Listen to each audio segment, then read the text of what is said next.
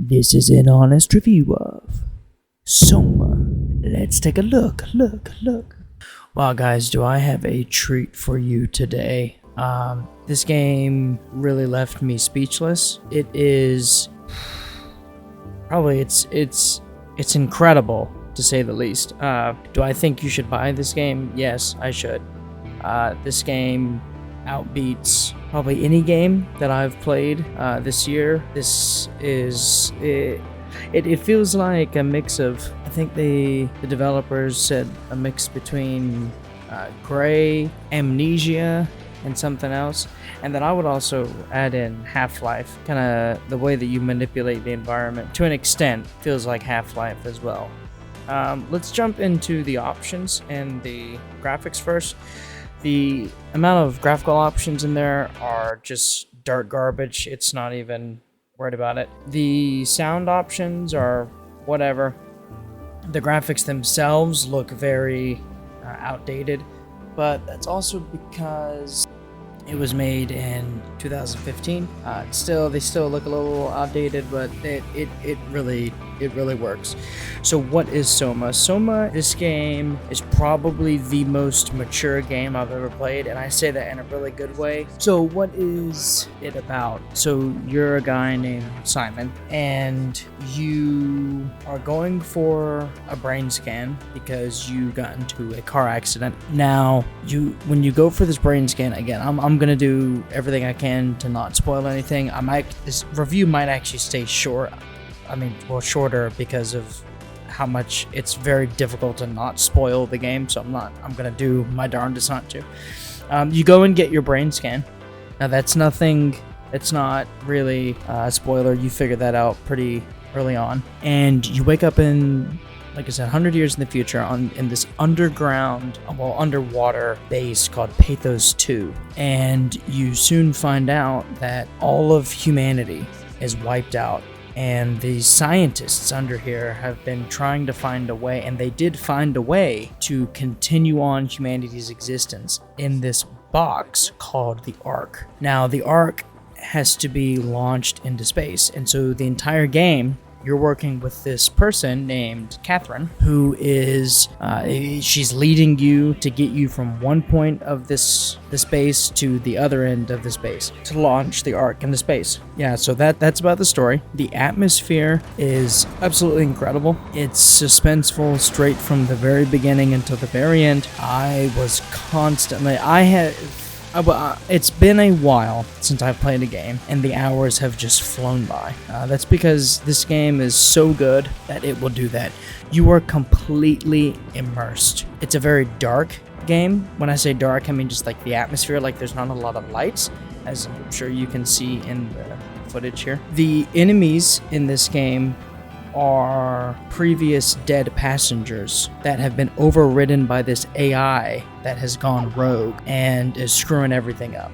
That's sort of the main antagonist. I was shitting myself every time I saw one. You'll go from feeling really safe and really hopeful. You know, you're talking with Catherine, it's in a nicely lit room, and out of nowhere, the power will go off.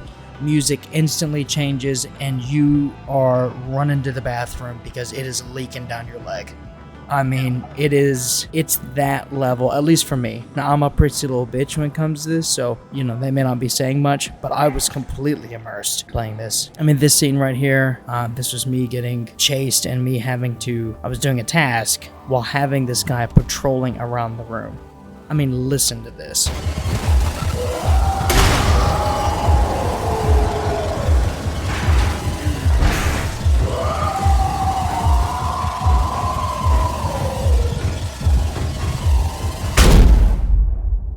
So as you can see, the sounds from these guys are just, wow. The amount of times I lost my breath and my heart was just in. The amount of times I was yelling at the screen was just wild.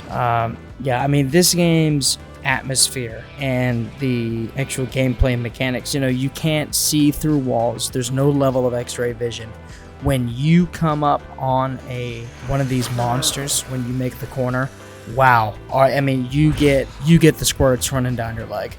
I mean, there's none of this, oh, I can see him from across the way. Yeah, no, there's none of that. You are completely immersed in this game. This is a very and this game takes itself seriously, as it should. There's no weapons. The only thing you have to use is your hands and a flashlight. Now, the flashlight doesn't run out like it does in Outlast, and you know, it does hit on some ethical. It does hit on ethical choices. It hits on morality choices. It gets you to think about, you know, I guess just the tangibility of a human life. It takes itself seriously. I don't care for stories in games very much. I just want to get to the meat, as I'm sure you've been able to tell in most of my reviews. And I mean, as you should, you know, the gameplay in a game is what makes a game. But let me tell you right now, the story in this game and the atmosphere in this game is beyond captivating. It is incredible. The only thing I would say that's sort of annoying is when you're interacting with doors and stuff, I don't like how you have to actually move your mouse. It's one of those where like it is like interact and then you move your mouse to open it or close it the way it is. It's not just a click and it opens, it's a click and it closes. That's sort of frustrating. I mean, I understand why they did it, but it's still, I would prefer just to hit my interact button and open doors. Besides that, the performance can be a little odd. You can tell in between sort of like loading moments, FPS will be good, and then as it's transitioning, it'll go, like I'll drop frames really hard and it'll recover. That was a little odd. There's literally 0 cutscenes in this game. 0, not even in the beginning, except for the very end. There's a cutscene at the very end, which also helped it stay immersed. There's 0 cutscenes, and you're in control the entire time. The other thing too is also the puzzles in the game are pretty easy. Okay, no, they're really easy. They're not really thought-provoking in any way. Sometimes it was just fluff, but other times it was just kind of to help move the game along. Again, like the game and the atmosphere is immersive enough, so you constantly, at least I get really immersed in games easily, so I have to kind of take myself out of the game to look at what it is, and sometimes my bias can block me from seeing some of the stuff that is in the game, you know, because of how immersed I get. So yeah, so the puzzles can be a little easy, a little too easy, sometimes a little fluff, and the monsters near the end kind of they weren't so scary. The more so in the first half than they are in the end. By the end, you're just kind of like, okay, you know, like you can kind of feel the game coming to an end, and they get more annoying than they are, you know, like scary or anything like that. But overall, you know, if you were looking for an Outlast Amnesia type of game, I mean, I don't think this is a replacement for those. I still think Outlast is probably king, and Amnesia as well. But it's if you don't play a lot of horror games, or you haven't, you know, maybe played one for a while, I think this is a nice little jump start to your... Well, it's not really horror. I mean, it has horror aspects. It's more suspense and sci-fi linear story. And, you know, I think it does those things well. So